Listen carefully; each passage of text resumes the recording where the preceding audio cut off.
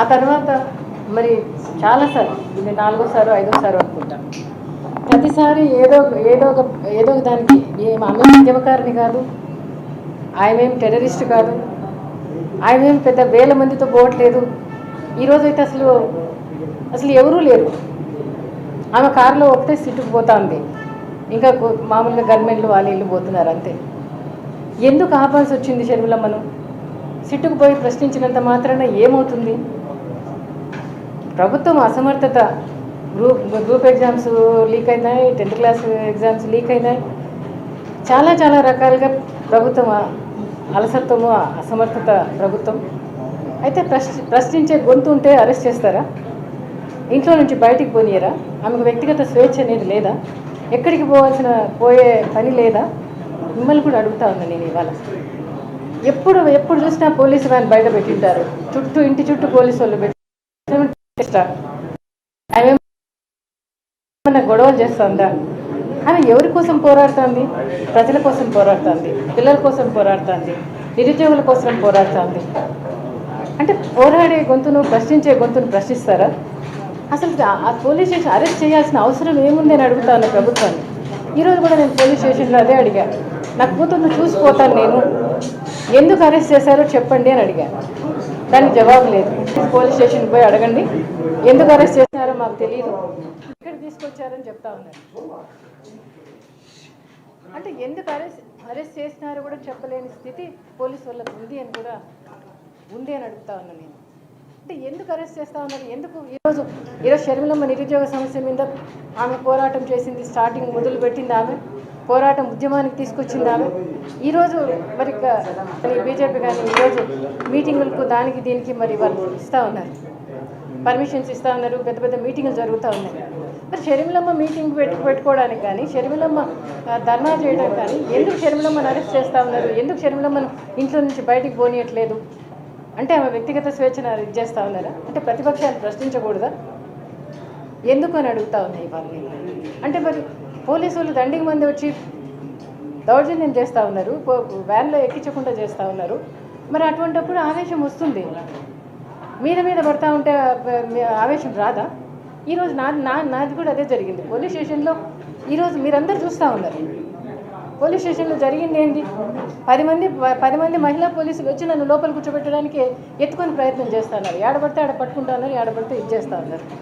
మరి అటువంటిప్పుడు నాకు ఇది రాదా? నేను కొట్టాలనుకుంటే ఎంతగా కొట్టచ్చు, గట్టిగా కొట్టచ్చు. నేను అట్లా అన్నా అంతే. దానికి ఈరోజు మరి TV9లో అయితేనేమి, ఇంకో NTVలో అయితేనేమి చాలా దాని ఏదో చాలా నేను గట్టిగా కొట్టినట్టుగా చూపిస్తూ ఉన్నారు. మిమ్మల్ని అందరికీ కూడా విజ్ఞప్తి చేస్తూ ఉన్నాను నేను. ఆమె ప్రజల కోసం పోరాటం చేస్తుంది, ప్రజల కోసం ఆమె వచ్చింది. రాజశేఖర రెడ్డి గారి ఆశయాలు నెరవేర్చడం కోసం ఆమె వచ్చింది.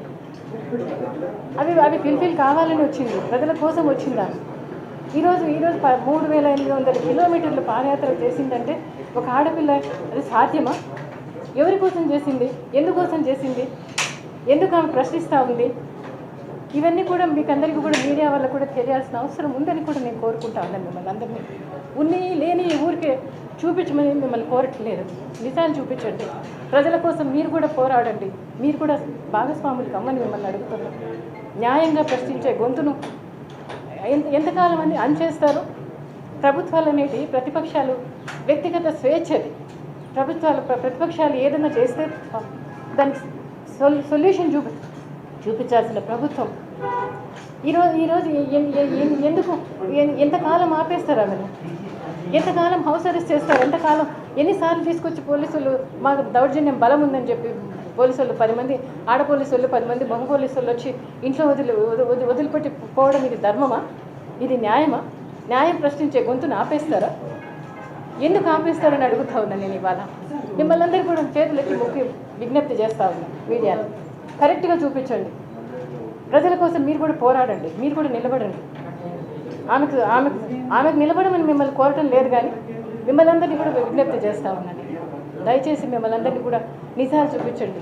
ప్రజల కోసం మీరు కూడా పోరాడండి, ప్రజల కోసం మీరు కూడా నిలబడండి.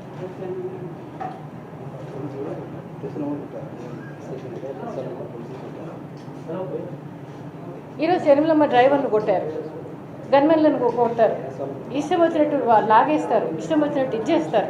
కానీ వాళ్ళదేం తప్పు, వాళ్ళకి పోలీసు వాళ్ళైతే తప్పు చూపించరు. మీరు ఈరోజు షర్మిలమ్మ అట్లా అనిందో లేదా నేను చెయ్యి అట్లా అన్నాను అదే చూపిస్తున్నారు. కొట్టాలంటే ఎంత గట్టిగా కొట్టచ్చు, ఏమైనా చేయొచ్చు. కానీ కొట్టాలనే ఉద్దేశం షర్మిలమ్మకు లేదు, నాకు లేదు. పోలీసు వాళ్ళు, ప్రభుత్వం అందరూ కూడా కలిసి పనిచేయాల్సిన అవసరం ఉంది. ప్రభుత్వం ప్రజల కోసం చేయాలని మిమ్మల్ని అందరినీ వారికి కూడా విజ్ఞప్తి చేస్తూ ఉన్నా, ప్రభుత్వానికి కూడా విజ్ఞప్తి చేస్తూ ఉన్నా. మీరు మేల్కొనండి, ప్రజలకు మంచి సొల్యూషన్ తీసుకురండి, ప్రజలకు మంచి చేయండి. మీరు మంచి చేస్తే మీ ప్రభుత్వమే వస్తుంది తర్వాత కూడా. అదే మిమ్మల్ని కోరుతాం. షర్మిలమ్మ చాలామంది అడిగేవాళ్ళు, మీరు ఇన్ని ప్రశ్నిస్తూ ఉన్నారు, ఇన్ని చెప్తా ఉన్నారు, అవన్నీ వాళ్ళు చేస్తే ఎట్లమ్మా అని చాలామంది ఆమెను ప్రశ్నించారు. చేస్తే మంచిదే, ప్రజలకు మంచి జరగడమే నేను కోరుకుంటా ఉన్నాను. నేనేదో చేయాలని కాదు అని అని చెప్పి షర్మిలమ్మ చాలామందికి చెప్పింది. నేను కూడా విజ్ఞప్తి చేస్తూ ఉన్నా, ప్రభుత్వానికి విజ్ఞప్తి చేస్తూ ఉన్నా. అసమర్థ ప్రభుత్వం కాకుండా, ఏదంటే అది నియంత ప్రభుత్వం కాకుండా ప్రజల కోసం పనిచేయమని పోలీసులకు కూడా విజ్ఞప్తి చేస్తూ ఉన్నా. ఉన్ని లేని కేసులు పెట్టి చేయకుండా మంచికి మేలుకు నిలబడమని పోలీసులకు విజ్ఞప్తి చేస్తూ ఉన్నా. మీడియా వాళ్ళకి మీకు కూడా విజ్ఞప్తి చేస్తాను. ఆల్రెడీ లంచ్ మోషన్లో ఇప్పుడు చేస్తాను.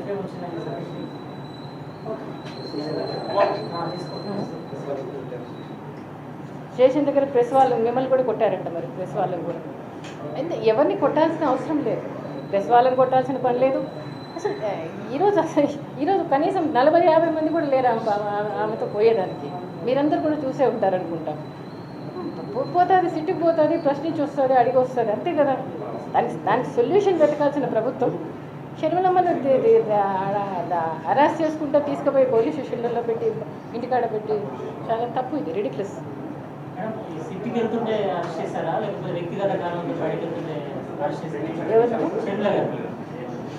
లేదు, ఇంటి నుంచి పోతా ఉంది ఆమె, సిట్టుకు ప్రశ్నించడానికి పోతా ఉంది. హార్డ్లీ 30-40 మంది కూడా ఒక్కరే ఉన్నారంట, ఎవరు లేరంట, గవర్నమెంట్ ఉన్నారంట. పోనీ కనీసం 10 మంది 20 మంది కూడా లేనప్పుడు షర్మిలమ్మని అడ్డగించాల్సిన పని ఏముంది? పోతుంది, సెట్టుకు పోయి ప్రశ్నించి వస్తుంది, ఇంకో చోటికి పోతుంది. ఏదైనా కానీ మరి ఇప్పుడు ధర్నాలకైనా, ఏదైనా ప్రతిపక్షం చేసే ధర్నాలకైనా ఇంకోటైనా కూడా స్పోర్టివ్గా తీసుకోవాలా ప్రభుత్వం, తీసుకోవాలా. వాళ్ళు ప్రశ్నించిన ప్రశ్నలకు సరైన జవాబులు చెప్పాల్సిన ప్రభుత్వం, సొల్యూషన్ చూపించాల్సిన ప్రభుత్వం. ఈరోజు కేవలం ప్రశ్నించే గొంతును అరెస్ట్ చేయడం, ఇంటికాడ పెట్టడం తప్పు. ఇది చాలా ఇది కాదు, మంచిది కాదు, ఇది న్యాయం కాదు, పద్ధతి కాదు.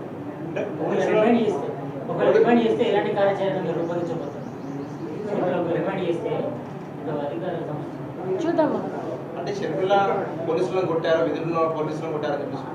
అదే ఏమైనా పెట్టగలుగుతారు, ఏమైనా చేయగలుగుతారు. అంటే మీడియా వాళ్ళు కూడా, మీరు కూడా ప్రీవియస్ టైంలో ఈరోజు ఎన్టీవీలో నేను కూడా ఇప్పుడే చూసాను. నేను కూడా అట్లా అన్నా, అట్లా అన్నిన దానికి కొట్టేట్టుగా చూపించేస్తున్నారు.